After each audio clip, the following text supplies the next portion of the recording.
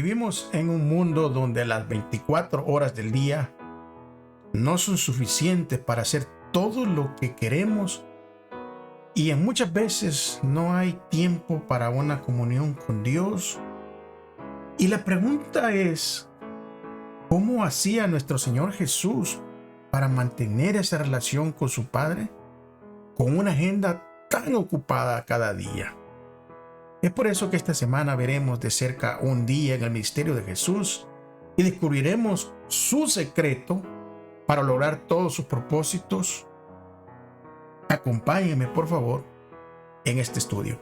Bienvenido a Brother to Brother, un lugar de estudio de la palabra de Dios, donde Dios está presente, donde la esperanza es real, donde Dios es glorificado, donde su palabra cobra vida. Escuela sabática, reflexiones, estudios bíblicos y más. Gracias por estar aquí.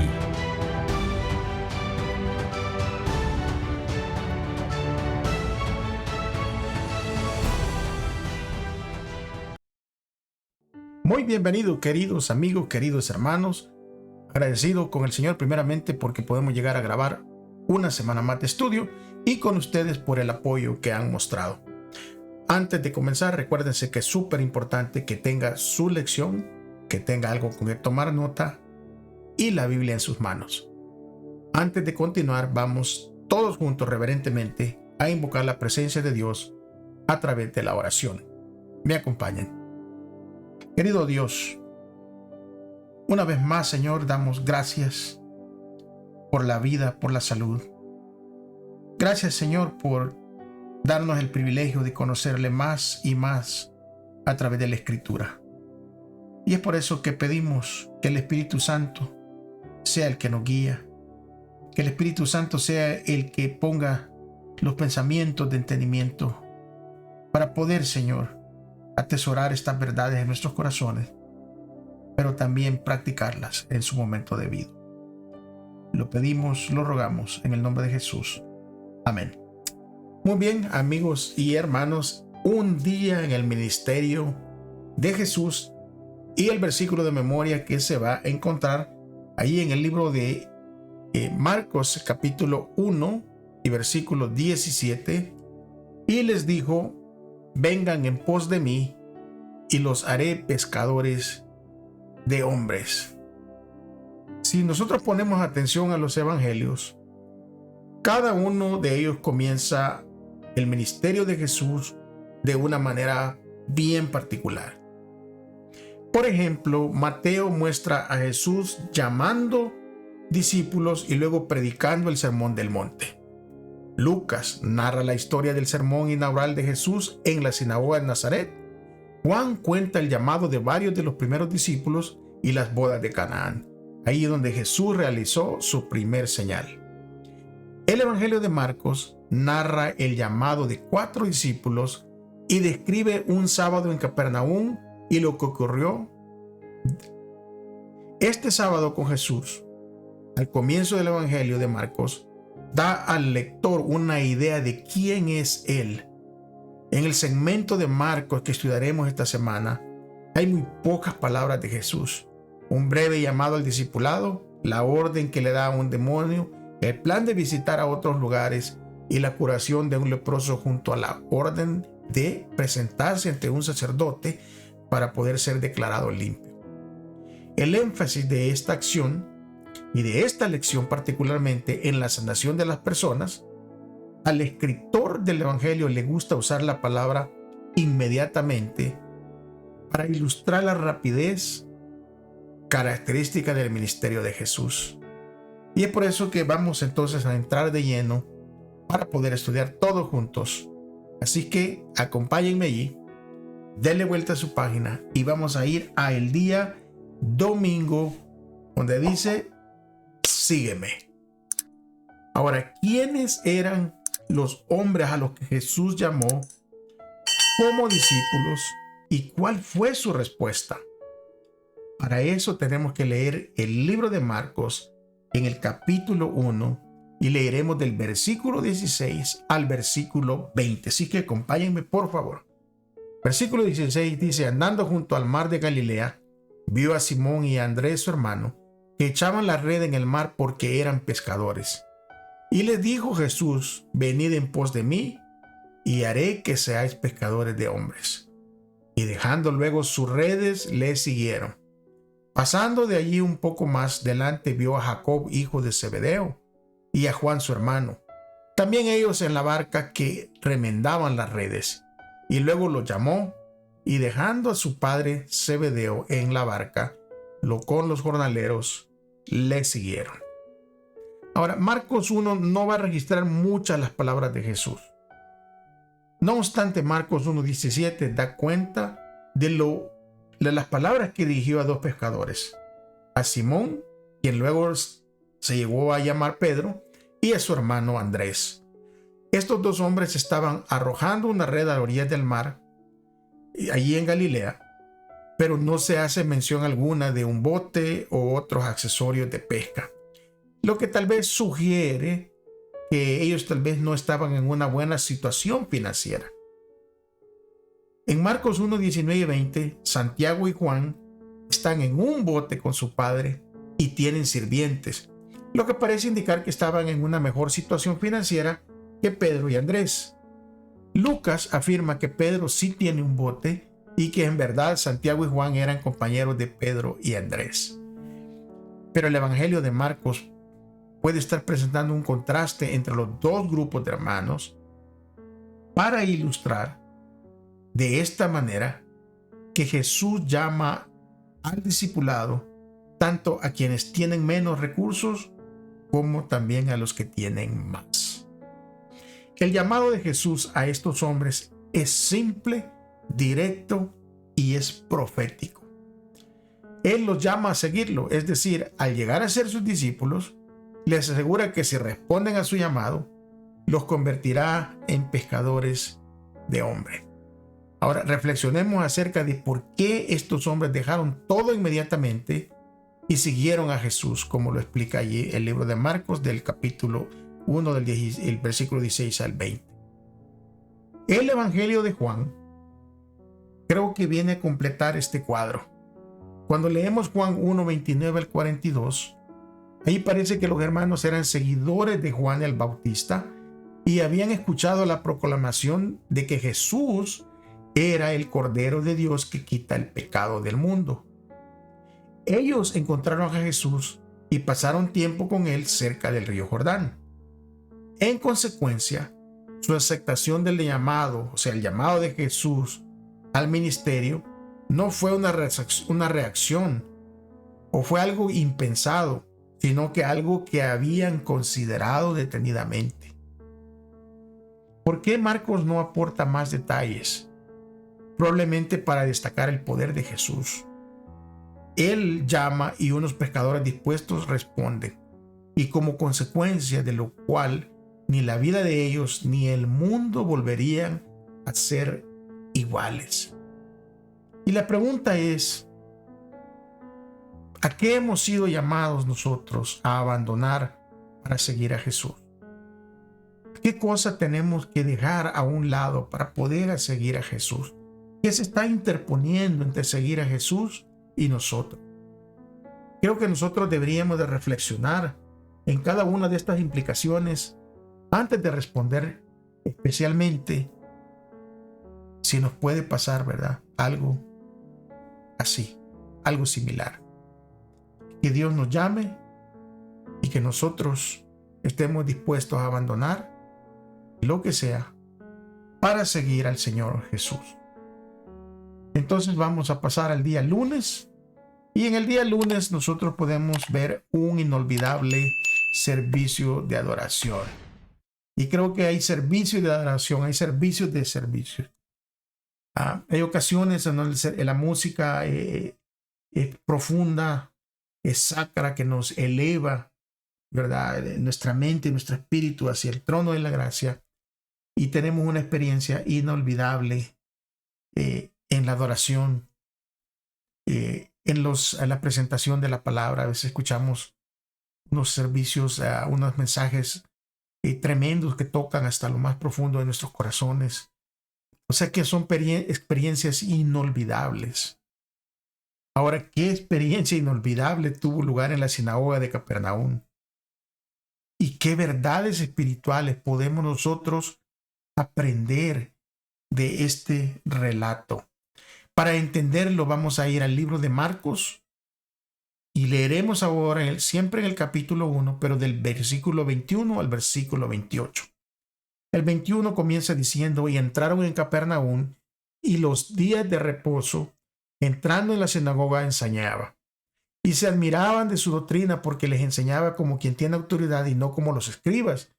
Pero había en la sinagoga de ellos un hombre con espíritu inmundo que dio voces diciendo: ah, ¿qué tienes con nosotros, Jesús de Nazareno? ¿Has venido para destruirnos? Sé quién eres, el Santo de Dios. Pero Jesús le reprendió diciendo: cállate y sal de él. Y el espíritu inmundo, sacudiéndole con violencia y clamando a gran voz, salió de él. Y todos se asombraron de tal manera que discutían entre sí diciendo: ¿qué es esto? ¿Qué nueva doctrina es esta que con autoridad manda aún a los espíritus inmundos y le obedecen? Y muy pronto se difundió su fama por toda la provincia alrededor de Galilea. La mayoría de nosotros, los cristianos, atesoramos momentos inolvidables en nuestro recorrido en esta vida cristiana. Hay momentos inolvidables. Hay momentos que están presentes en nuestra vida. Por ejemplo, la decisión de seguir a Jesús, el día de nuestro bautizo, o un poderoso sermón que escuchamos que nos tocó hasta el fondo, durante el cual nosotros experimentamos, tal vez muy profundo y de cerca, la presencia de Dios. Algunos de estos momentos pueden no solo ser inolvidables, pero también pueden ser transformadores. Y justamente esa pudo haber sido la experiencia de algunos en Capernaum en aquel sábado descrito en Marcos 1. Porque dice en el versículo 22 de Marcos 1: y admiraban sus enseñanzas porque les enseñaba con plena autoridad y no como los escribas. O sea que mientras Jesús enseñaba, un endemoniado, impactado sin duda por la enseñanza de Jesús, exclamó: ¿qué tienes con nosotros? ¿Has venido a destruirnos? Sé quién eres. Eres el Santo de Dios. Y entonces Jesús expulsa este demonio de ese hombre. Ahora pensemos en las implicaciones de esas palabras del demonio. Para empezar, el demonio identifica a Jesús como el Santo de Dios. Y el demonio reconoce así que Jesús es el santo emisario de Dios en contraste con las impuras e impías huestes de Satanás. Ahora, uno cuando va a la iglesia, cuando uno va a una reunión, uno espera encontrar personas y cosas santas en un ambiente de adoración. Uno no va esperando encontrar demonios, impurezas, impiedad, todos esos asuntos. Por lo tanto, hay en esta historia un marcado contraste entre las fuerzas del bien y las fuerzas del mal. Y aquí nosotros podemos ver la realidad de este gran conflicto. La gente puede no saber aún quién es Jesús, pero el demonio ciertamente lo sabe y también lo reconoce públicamente. En segundo lugar, la orden de salir del hombre es comprensible, pero ¿por qué la orden? Cállate. A partir de aquí aparece un notable tema en Marcos, el tema del llamado de Jesús a guardar silencio acerca de quién es Él. Muchos eruditos llaman a esto el secreto mesiánico. El llamado de Jesús al silencio tiene sentido cuando nosotros consideramos las connotaciones políticas propias de esas expectativas mesiánicas de ese tiempo. Era riesgoso ser un Mesías. No obstante, junto con los llamados al silencio se encuentran los inconfundibles que ve la revelación de quién es Jesús. Y lo que resultará claro con el tiempo es que la identidad de Jesús no puede ser ocultada. Y la verdad acerca de quién es Él se convierte en el centro del mensaje del Evangelio. Aquí las personas no solo necesitan saber quién es Jesús, sino también necesitan tomar una decisión sobre cómo responderán a su venida y lo que significa para ellas. Porque al tratar de dar testimonio a otros, ¿cuán podría ser prudente no presentar todo lo que tal vez nosotros creemos acerca de la verdad presente? O sea, a veces es conveniente guardar silencio. Especialmente cuando sentimos que Dios nos está hablando y dice Dios, quédate quieto. Guarda silencio. Espera en mí. Y es por eso que tenemos que estar atentos nosotros para escuchar la voz de nuestro Dios. Vamos a ver más ministerio sabático en el próximo día, en el día martes. Y nosotros vamos a poder ver allí claramente cómo ayudó Jesús a la familia de Pedro y qué lecciones espirituales podemos extraer de este relato. Sigamos leyendo el capítulo 1 de Marcos, y ahora del 29 al 34. Dice, el 29 comenzando, al salir de la sinagoga, vinieron a casa de Simón y Andrés con Jacobo y Juan, y la suegra de Simón estaba acostada con fiebre, y enseguida le hablaron de ella. Entonces él se acercó y la tomó de la mano y la levantó, e inmediatamente le dejó la fiebre y ella le servía. Cuando llegó la noche, luego que el sol se puso, le trajeron todos los que tenían enfermedades y a los endemoniados, y toda la ciudad prácticamente se agolpó a la puerta. Se hicieron una gran reunión. Y el versículo 34 dice que sanó a muchos que estaban enfermos de diversas enfermedades y echó fuera muchos demonios, y no dejaba hablar a los demonios porque le conocían. Después de ese maravilloso y asombroso servicio religioso en la sinagoga, Jesús se retira con un pequeño grupo de sus discípulos, con Pedro, con Andrés, con Santiago y con Juan, y se van al hogar de Pedro, evidentemente para dedicar el resto del día sábado a una comida amistosa, posiblemente descansar y a confraternizar todos juntos.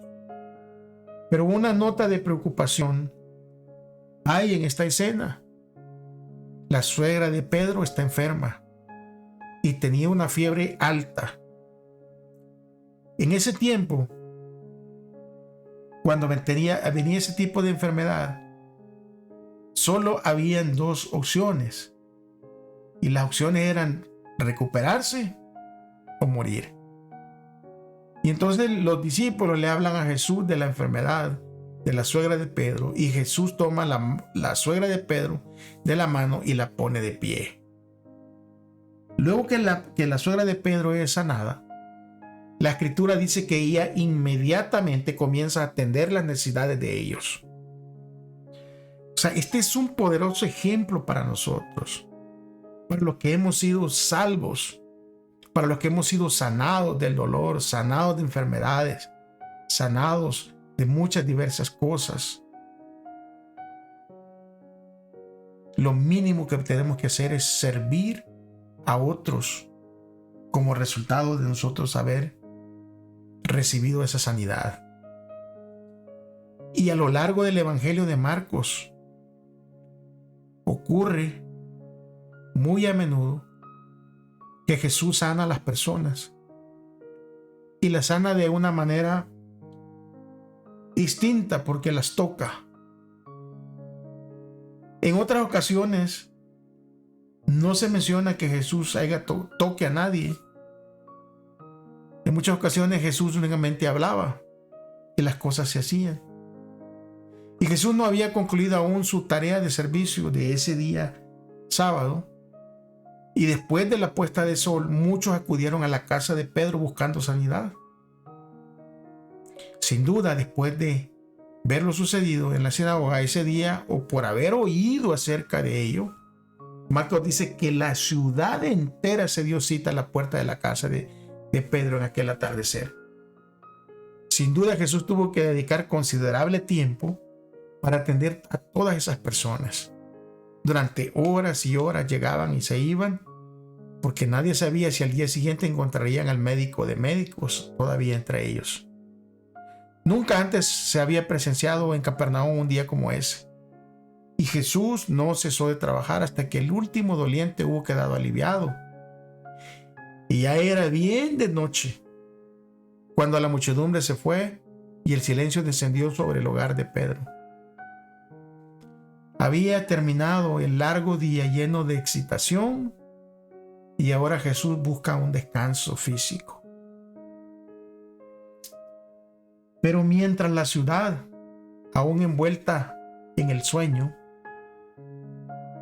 el Señor Jesús se levantaba muy de mañana, en la madrugada, cuando era oscuro todavía, y se iba a un lugar desierto, y la Escritura dice que allí oraba. El día miércoles nos va a hablar de el secreto del ministerio de Jesús. Y qué importantes lecciones podemos nosotros extraer de lo que Jesús hizo en el siguiente relato de Marcos 1, 35 al 39. Leámoslo todos juntos, abra su Biblia. Versículo 35 dice: levantándose muy de mañana, siendo aún muy oscuro, salió y se fue a un lugar desierto, y allí oraba. Y le buscó Simón y los que con él estaban, y hallándole le dijeron: todos te buscan. Y él les dijo: vamos a los lugares vecinos, para que predique también allí, porque para esto he venido. Y predicaba en las sinagogas de ellos y en toda Galilea, y allí echaba fuera demonios y hacía milagros. Jesús se levantaba antes del amanecer y fue a un lugar desierto, tranquilo, para orar. Eso dice Marcos 1:35, y ahí se destaca la oración como el foco de la acción de Jesús. Todas las otras formas verbales que forman parte de esa declaración se encuentran en un formato resumido. Se levantó, salió, se fue. Todo esto, todas estas cosas expresadas mediante el tiempo verbal conocido en griego como aoristo, indican así una acción completada. Pero el verbo orar que se está utilizando aquí está conjugado en tiempo imperfecto, una forma usada para expresar particularmente aquí un proceso que está en curso. Él estaba orando, seguía orando. El texto destaca también cuán temprano se levantaba Jesús para orar, lo que implica que el tiempo que dedicaba a orar a solas era considerable. Y a lo largo de los evangelios se nos presenta a Jesús como una persona de oración. Mateo 14:23 dice que despedida de la multitud subió al monte a orar aparte, y cuando llegó la noche estaba allí él solo. Marcos 6:46 dice que después que los hubo despedido se fue a orar al monte. Juan 17 dice donde Jesús ora por sus discípulos. O sea, parece que el secreto del cual nosotros podemos aprender en este momento es el poder de la oración. Jesús oraba para tener esa dirección de su Padre. Y nosotros tenemos que orar para poder tener la dirección de Dios día a día. Pero ya que leímos estos versículos, ¿qué nos enseña esto acerca de la vida de oración de Jesús? La Biblia dice: en aquellos días él fue al monte a orar y pasó la noche orando a Dios. Mire, en el cristianismo a veces se han establecido momentos específicos para la oración. Y esta práctica es buena y puede ser provechosa, pero también puede volverse una rutina, algo que se hace sin pensar. Y una manera de salir de un molde preestablecido es cambiar ocasionalmente el momento dedicado a orar, u orar a veces durante más tiempo. O sea, la enseñanza aquí es no encerrarse a uno mismo en una especie de fórmula invariable. Pedro y Jesús y sus compañeros no fueron con Jesús al lugar de oración. Probablemente conocían el sitio, pues lo encontraron allí. Su observación de que todos estaban buscándolo a Jesús era una sugerencia de que extendiera la emocionante experiencia del día previo y que siguiera sanando y que siguiera enseñando sorprendentemente como lo había hecho anteriormente. Y Jesús se niega a ello y señala hacia un campo de servicio más amplio en favor de otros lugares. Él les dijo: vamos a los lugares vecinos para que predique también allí, porque para esto he venido. Jesús mismo necesitó dedicar tiempo para orar.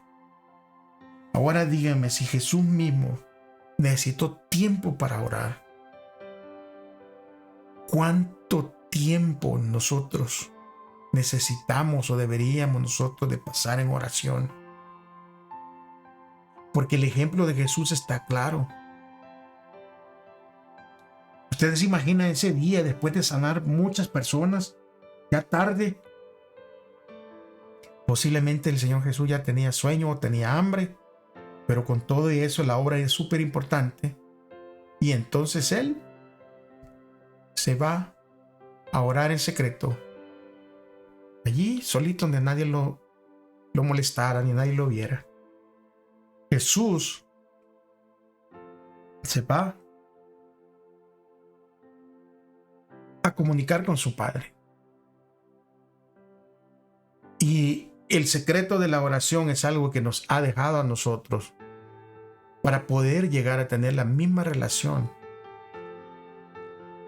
con el mismo Jesús y con el Padre, impulsados por el Espíritu Santo.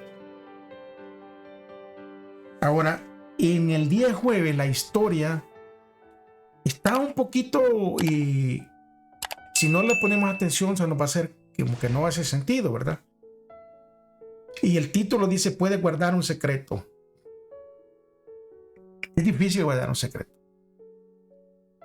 Muchas veces alguien viene y nos dice: mire, le voy a contar esto, pero no le diga a nadie. No le diga a nadie. Y en cuántas ocasiones, tal vez sin intención, pero se nos han salido ciertos comentarios, ciertas cosas.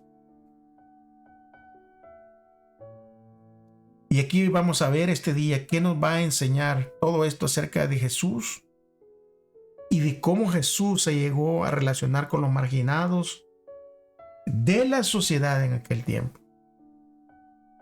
Marcos capítulo 1, versículo 40 al 45. Allí claramente dice que vino a él un leproso rogándole, e hincada la rodilla le dijo: si quieres, puedes limpiarme.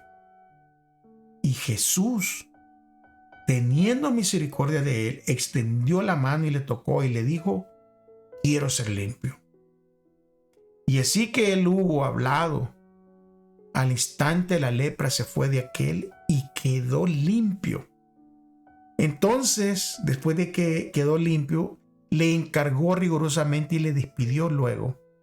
Y le dijo: mira, no digas a nadie, si no ven, muéstrate al sacerdote. O sea, no hables con nadie. Aquí ahorita lo que tienes que hacer es limpio. Ve, muéstrate al sacerdote y ofrece por tu purificación lo que Moisés mandó para testimonio a ellos. Pero él, el leproso, empezó a publicar mucho y divulgar el hecho de la manera que ya Jesús no podía abiertamente entrar a la ciudad sino que quedaba fuera de los lugares desiertos y venían a él de todas partes. La enfermedad de lepra que se describe en este pasaje, al igual que en todo el Antiguo Testamento, no se está refiriendo únicamente a lo que conocemos hoy como la enfermedad de Hansen o lepra auténtica. O sea, la terminología bíblica sería mejor traducida como temida enfermedad de la piel. Y eso podría incluir otras dolencias cutáneas. La lepra propiamente dicha o mal de Hansen pudo haber llegado al cercano oriente alrededor del tercer siglo antes de Cristo. Por lo tanto, el leproso de aquel que se está hablando en esta pasaje de la Biblia posiblemente tenía esa enfermedad de Hansen o la lepra común, aunque no sabemos con certeza de qué dolencia sufría. Lo que sí sabemos es que estaba enfermo. El leproso confía en que Jesús puede limpiarlo. Y según Levíticos 13, un leproso era ritualmente impuro y debía evitar el contacto con otras personas. Tenía que anunciar que era impuro. Ahora, Jesús es movido por la compasión y toca a este hombre. O sea, Jesús se compadeció de él, extendió su mano, lo tocó y le dijo: así lo quiero, queda limpio. Esta acción de Jesús debería de haber contaminado ritualmente a él mismo, a Jesús, hasta el atardecer, cuando le habría sido requerido que se lavara a fin de volver a ser ritualmente limpio. Todas estas leyes usted las puede encontrar en Levíticos 13 al 15. Pero lo que Marcos tiene bien claro es que la acción de Jesús de tocar al hombre enfermo limpió a este de su lepra. Y como consecuencia, Jesús no fue contaminado. O sea, por el hecho de tocarlo. Porque al momento que él toca, es sanado. El hombre aquel es librado de la lepra. Y Jesús le dice: demuéstrate al sacerdote. Y que lo lleva también a que ofrezca sacrificios. Así como lo decía en Levíticos 14. A lo largo de todo el Evangelio de Marcos, Jesús se manifiesta en favor de lo que Moisés enseñaba. O sea, nunca lo contrariaba. Esa posición está enmarcada en contraste con los dirigentes religiosos. Estos dirigentes religiosos, quienes en pasajes como lo de Marcos 7, 10 y 12 desvirtuaban el propósito original de las enseñanzas comunicadas por medio de Jesús. Y estos detalles explican la orden de guardar silencio dada por Jesús al hombre allí en Marcos 1:44. Porque si contaba su curación, esto podía perjudicar la decisión del sacerdote en contra de Jesús. Pero el leproso sanado parece no entender esto y en desobediencia el mandato de lo que Jesús le había dicho. Entonces él parece como que es el noticiero, ¿verdad? de la tarde. Y va por todas partes y le dice lo que ha sucedido. Pero esta acción sin medir las consecuencias, le impide después a Jesús entrar abiertamente en los poblados para poder realizar su ministerio. Y la pregunta de este día es: ¿cómo nosotros podemos ser cuidadosos para no hacer cosas que obstaculicen la difusión del Evangelio? O sea, y esto independientemente de cuán buenas sean nuestras intenciones. Tenemos que tener mucho, pero mucho cuidado. Siempre tenemos que tener cuidado. Saben, mis amigos, mis hermanos, que la vida terrenal del Señor Jesús fue una vida de comunión con la naturaleza y con Dios. Y en esta comunión nos reveló el secreto de una vida llena de poder. Y ese secreto es la oración. Y Jesús obró con fervor y constancia todo el tiempo. Él nunca vivió en este mundo tan abrumado de responsabilidades, ni llevó tan pesada carga de las tristezas y los pecados del mundo. Porque nadie trabaja con celo tan agobiador por el bien de los hombres. No obstante, tenía una vida de salud, tanto en lo físico como en lo espiritual. Fue símbolo de Cordero, fue víctima expiatoria, sin manchas y sin contaminación. Porque tanto en su cuerpo como en su alma fue ejemplo de lo que Dios se había propuesto que fuera la humanidad mediante la obediencia a sus leyes. El que llamó a los pescadores de Galilea, hoy en día, amigo, hermano, te está llamando. Te está llamando para que te enlistes con Él y que puedas así seguir predicando el Evangelio. Ahora, por imperfectos y pecaminosos que nosotros seamos, el Señor siempre nos ofrece que nos asociemos con Él para que nosotros vengamos a ser aprendices de Cristo.